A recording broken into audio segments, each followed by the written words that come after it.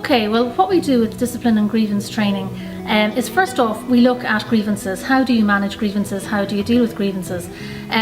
There are, by and large, most companies, policies and processes in place for dealing with grievances, but there are practical considerations around how those are implemented, and really ensuring best practice, and that work or grievance investigations are done to the right standard and are robust. And the reason for that is because before you ever get to a disciplinary process, you want to make sure that you have done a thorough investigation, that the evidence does support taking action, so that when you get to the point of having to make disciplinary decisions, that they're made on a very sound basis. Because at the end of the day, correctly dealing with grievances is a key part of having robust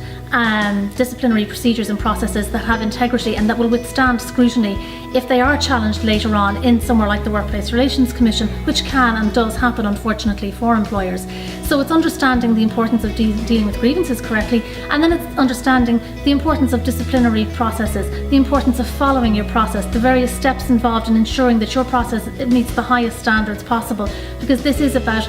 not only managing risk for your company, it's actually also really important about being fair to the people who are involved. They can be very stressful processes, they can have very serious implications for the people involved, so it's important that they are fair, they're thorough, they're robust, and that, like, ultimately, if you do end up somewhere where they are being challenged, that you can stand over them. So we go through, there's the nuts and bolts and the practicalities, and then we just go through examples of best practice. We go through the common challenges that companies and managers would face when dealing with grievances or when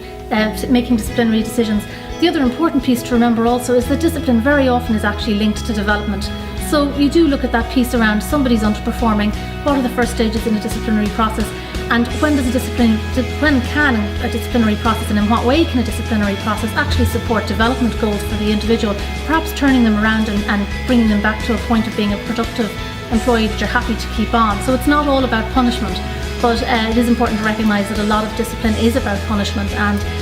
has legal consequences for a company that's not done properly. So we look at the whole range, and again, using very practical real-life examples, teasing through the intricacies and complexities of the situations that a manager might be faced with, and with a constant emphasis on best practice.